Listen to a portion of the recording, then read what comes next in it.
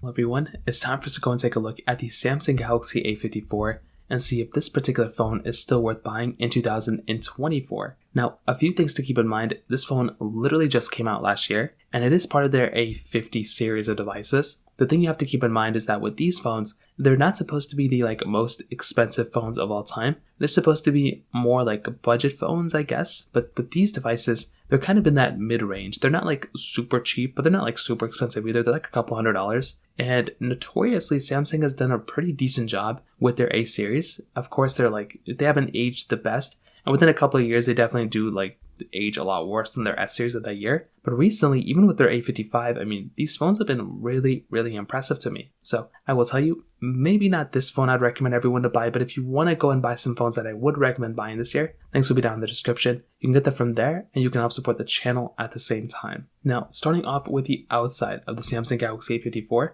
on the front side of this particular phone, you're basically getting the 6.4-inch Super AMOLED display. It's a 1080p panel, and it actually was not that bad of a display. It was 120 Hz, and I definitely will tell you in a lot of different ways, these types of devices hold up very, very well. And that is something that's actually very surprising to me, because when you're buying this type of phone, you probably would expect it to be, not that great, but it's actually not that bad either. And that is something, like I said before, that is very surprising. It's a hole punch display, so there's not a lot of bezel around it. It looks very, very decent at, for what you're getting here, which is very nice. It doesn't have a lot of bezel, but the thing around it is it has a lot of it has a lot of the, I guess, side bezel of the phone, or the side of the phone that kind of sticks out a little bit more. So I was never a fan of that type of layout. I don't even know why they did that like this. It honestly kind of reminded me of some other phones I've had back in the day. Kind of reminds me of a tablet a little bit as well. But for the most part, it doesn't look that bad, and I can definitely get used to it. It's not the most annoying thing in the world. On top of that though, the other big thing here is that this phone is still giving you a microSD card slot, which is beautiful. I love having a microSD card slot here, and you were getting that capability, and you were still maintaining that capability on this particular device, which that in and of itself, once again, is another very, very cool thing going on for this particular phone. You're also getting USB Type-C on the bottom as well, so you can just go through and use all those USB Type-C accessories, which is another very, very cool thing going on here as well. So just those things right there alone are pretty good things going on for this particular phone. On the back side though, you are actually getting a glass back. Now, the funny thing is with their glass backs, I never really know whether it's a glass back or a plastic back nowadays. If it's not a frosted glass back, it's very hard for me to tell kind of what that device is kind of rocking with. And with something like the Samsung Galaxy A54, this glass back, it still feels good and everything, and I'm still a humongous fan of this glass back for sure. But I will tell you, I don't know. I feel like ever since the plastic backs have came, I'm kind of not too sure which one is which, but it still feels like a very, very good phone when it comes down to it as well. So I'm still a massive fan of the way that particular phone holds up too. On top of that, there's a few things to keep in mind that you're basically missing out on this phone that modern phones have. You're missing out on wireless charging and reverse wireless charging. For some reason, this phone doesn't have either one of those things. I have no idea why, but you are missing out on both of those things here. And you're missing out on things like Samsung DeX, and maybe all the other cool USB accessories that you normally get on some other devices. But beyond that, I think this phone still holds up fairly well.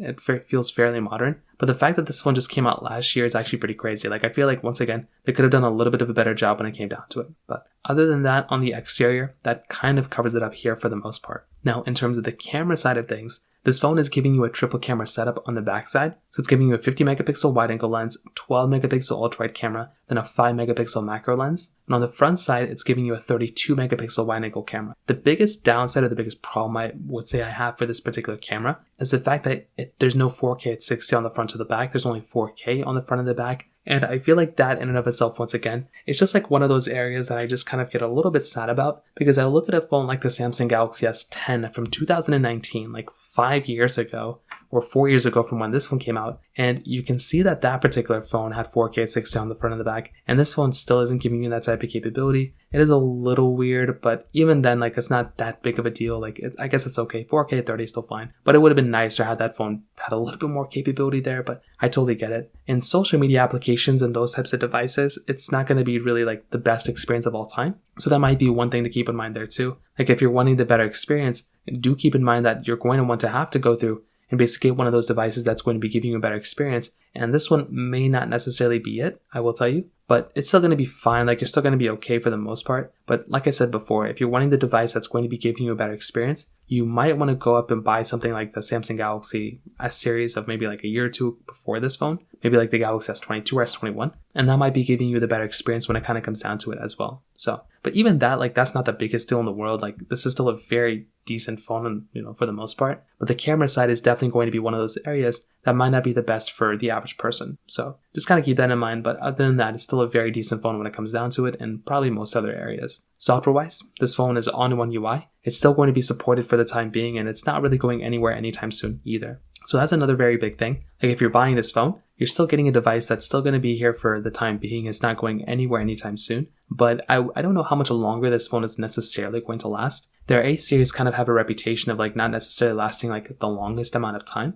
And as always, I would hate for you to go and buy this phone and you expect it to last like 4 or 5 years. More like the most possible thing is that it's probably going to be like around like another 2 years of software updates. So maybe it'll get 3 years in total. So even that's going to be pretty crazy. I would be surprised if it even got that. But again, we're just going to have to kind of wait and see what happens there. But most probably it's going to be around that. It's probably going to be like, another full 3 years of updates. So maybe another 2 years or a year and a half of updates on top of what it has now, or like right now. So keep that in mind. I would hate for you to go and buy this one again and like kind of like, miss out on some things because you were just wanting better performance or better whatever. But speaking about the performance, this phone is giving you that Exynos 1380 chipset with 4 or 6 or 8 gigabytes of RAM. Anytime you get that kind of range in devices, or in terms of RAM, you never really know what to expect. And I will tell you with this particular phone, it's kind of all up in the air too when it kind of comes down to it. Now with the Samsung Galaxy A54, I think this phone's performance, it's not terrible, right? It's not a terrible performing device. And I do think that's a pretty good thing going on for this particular phone. Like, I like this phone a lot because of that. And I would say for a lot of different ways, this is a device that I'd look at and be like, okay, like it's not a bad performing phone. It still holds up fairly well in a lot of ways. But the thing you have to remember is that with a device like this, you're going to be getting overall better experiences, I would say, on maybe some other devices. Like I said before, that S series of the year of that phone